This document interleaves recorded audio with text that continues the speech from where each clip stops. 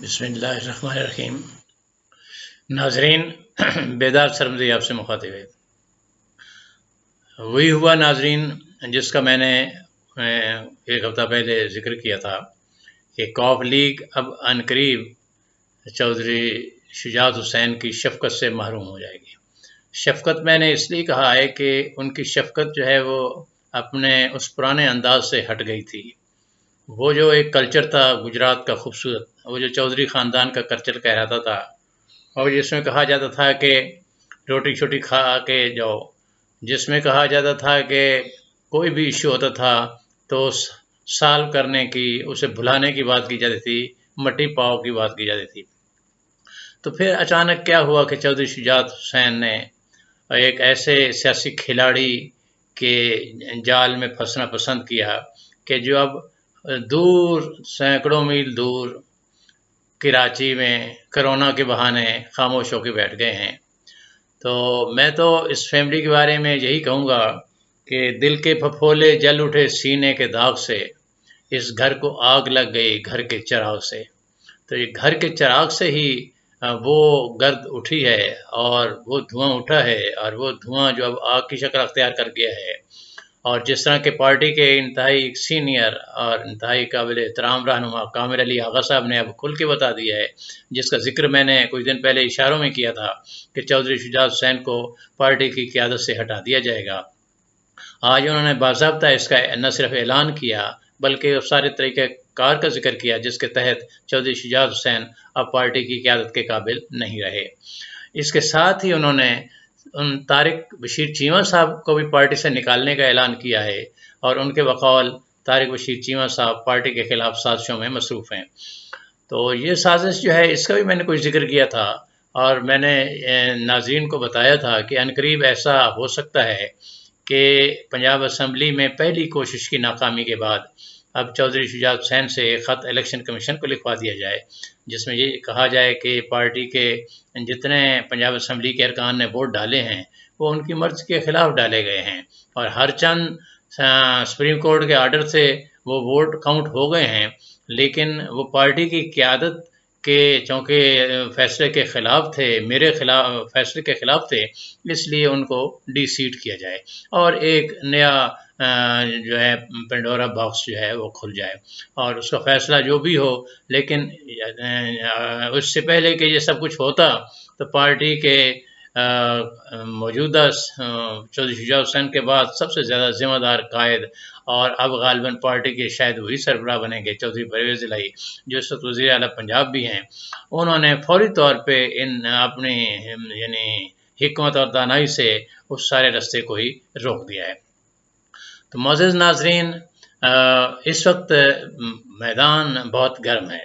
اگرچہ فضل الرحمان صاحب جو اپنی پالیسیوں کی وجہ سے اپنی جماعت کے بہت سینئر اور بہت قابل ذکر دینی رہنماؤں سے محروم ہو چکے ہیں، اور خود جمعیت علماء اسلام 2 حصوں میں بڑھ چکی ہے، اب ان کا یہ کہنا ہے کہ اب ہم زمین گرم کرنے والے ہیں، اور انہوں نے عدلیہ کے بارے میں بھی ایسے الفاظ استعمال کیے ہیں کہ آئین کی واضح دفعات موجود ہیں جن کے تحت نہ صرف فضل الرحمان صاحب بلکہ ان تمام رہنماؤں کے خلاف کارروائی ہو سکتی ہے توہین عدالت کے ارتکاب کے حوالے سے جو اس وقت عدلیہ کو آڑے ہاتھوں لیے ہوئے ہیں۔ بدقسمتی یہ ہے کہ ابھی تازہ جو پنجاب اسمبلی کے الیکشن کے حوالے سے فیصلہ آیا ہے اسی کو بنیاد بنا کے یہ اتحاد کی تمام جماعتوں اور ان کے قائدین نے واضح یو ٹرن لے لیا ہے عدلیہ کے حوالے سے، اور ان ججوں کے حوالے سے بھی جنہوں نے ابھی 1-1.5 ماہ پہلے بلکہ شاید 2-3 ماہ پہلے خود انہی قائدین کے حق میں فیصلہ دیا اور وفاقی حکومت سے عمران خان کو باہر کیا تھا۔ تو معزز حاضرین، یہی ایک المیہ ہے، اب ایک بیانیہ جو ہے وہ اسٹیبلش کرنے کی کوشش کی جا رہی ہے، لیکن میں سمجھتا ہوں کہ جو تحریک انصاف کا بیانیہ ہے، یعنی عمران خان صاحب کا بیانیہ ہے، وہ بہت مضبوط بیانیہ ہے اور اسے قوم کی پذیرائی حاصل ہے۔ وہ بیانیہ ہے کہ قوم کو باہر کی غلامی سے نجات دلائی جائے اور ایک خارجہ پالیسی ایسی ہو جس کے تحت دنیا کی تمام قوموں سے انکلوڈنگ امریکہ تمام سے دوستی بھی رکھی جائے اور آزادی بھی رکھی جائے، اور تاکہ کسی کے کہنے پہ یہ نہ ہو کہ ہم امریکہ نے کہا تو ہم ایران سے گیس نہیں لے سکتے، امریکہ نے کہا تو ہم روس سے گیس نہیں لے سکتے، سستا تیل نہیں لے سکتے،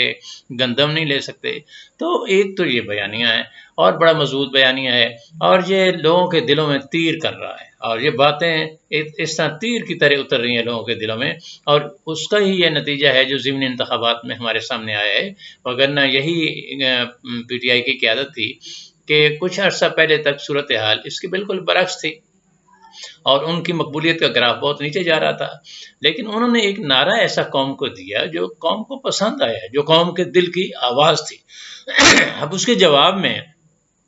ہمارے ماشاءاللہ پی ڈی ایم کے قائدین نے جو بیانیہ یعنی شروع کیا ہے، اس میں اتنی جان نہیں ہے۔ وہ عدلیہ کے خلاف محاذائی شروع کیے ہوئے ہیں، آرمی کے خلاف اس لیے نہیں کر سکتے کہ ان کو پتہ ہے کہ وہاں دال نہیں گلے گی، اور یہاں اس لیے وہ یہ سمجھتے ہیں آسان شکار ہے کہ وہ ایک جج جو ہے وہ فوری طور پہ ایک سیاستدان کی طرح جواب نہیں دے سکتا، وہ اپنے فیصلوں کے ذریعے بولتے ہیں۔ یہ ہماری بدقسمتی ہے، یعنی ہم ایک ایسے ادارے کو کہ جس سے ہم توقع رکھتے ہیں، اب مثلا تنقید عمران خان صاحب نے بھی کی تھی،